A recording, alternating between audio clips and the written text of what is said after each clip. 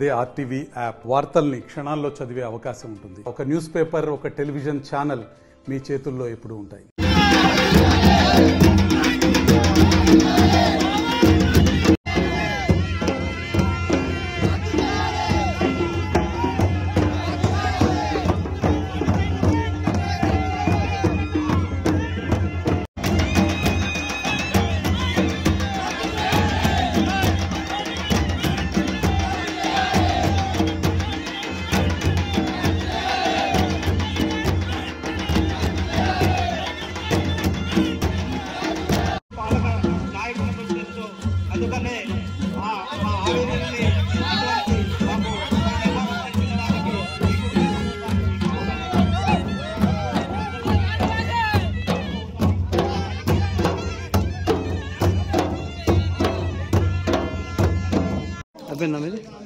మద్దతు ఏ విధంగా తెలిపినారో ఎప్పుడు ఈ పీసా ఏదైతే 1997 ఏర్పడిన పీసా కమిటీ తీర్మానం ఎక్కడైనా ఉందని ఈ సందర్భంగా తెలియజేస్తున్నారు.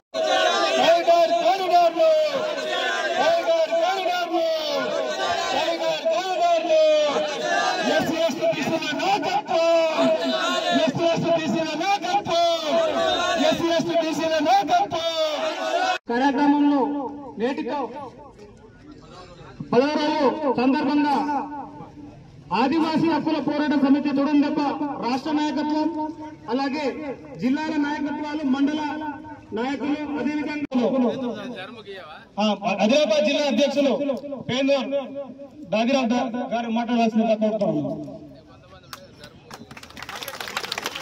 49 జిల్లాలు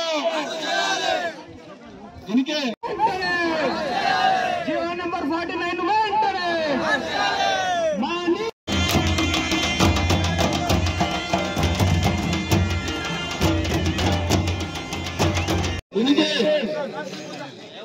రాజ్య సమ్మిళనంలో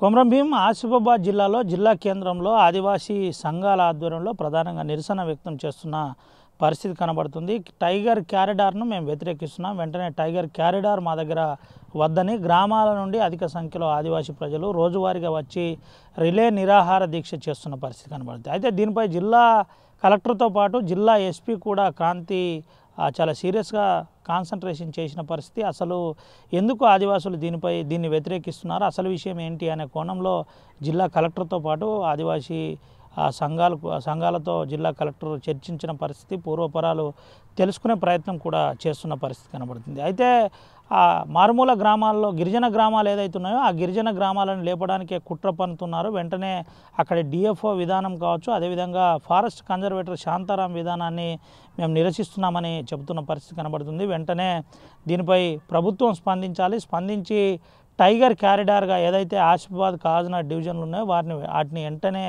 ఎత్తివేయాలి. ఇప్పటికే ఫారెస్ట్లో మాకు ఇబ్బంది కలుగుతుంది, కనీసం కట్టెపుల్ల కూడా వంట చెరుకులు కూడా ముట్టనీయకుండా ఆ ఫారెస్ట్ అధికారులు మమ్మల్ని వేధిస్తున్నారు. పలు కేసులు కూడా ఇంతకుముందు కొంతమంది ఆదివాసుల మీద పెట్టారని చెబుతున్న పరిస్థితి కనబడుతుంది. ఇదంతా కూడా జిల్లా ఇన్ఛార్జ్ మంత్రి సీతక్క దృష్టికి తీసుకెళ్లినట్టు తెలిసింది. సీతక్క కూడా దీనిపై సీరియస్గా స్పందించినట్టు తెలిసింది. ఇప్పటికే ఒక ఎంక్వైరీ చేసి దీనిపై విచారిస్తున్నట్టయితే మనకు పక్కా సమాచారం ఉంది. ప్రత్యేక అధికారుల ద్వారా వాస్తవికాలు తెలుసుకునే ప్రయత్నం కూడా జిల్లా ఇన్ఛార్జ్ మంత్రి చేస్తుంది. అయితే ఇటు ఆదివాసీ నాయకులతో పాటు ప్రధానంగా జిల్లా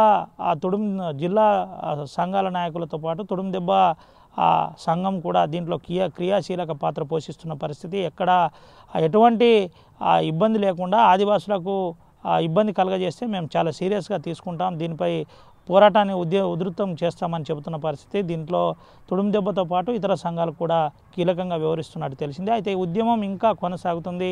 ఇప్పటికైనా ప్రభుత్వం వెంటనే స్పందించకపోతే దీనిపై ఉద్యమాన్ని తీవ్రతరం చేస్తామని చెబుతున్న పరిస్థితి అయితే కనబడుతుంది. ఓటు స్టూడియో మరిన్ని వీడియోస్ కోసం ఛానల్ ని సబ్స్క్రైబ్ చేయండి, లేటెస్ట్ అప్డేట్స్ కోసం వాట్సాప్ ఛానల్ ని ఫాలో చేయండి అండ్ లింక్ డిస్క్రిప్షన్ లో ఉంది.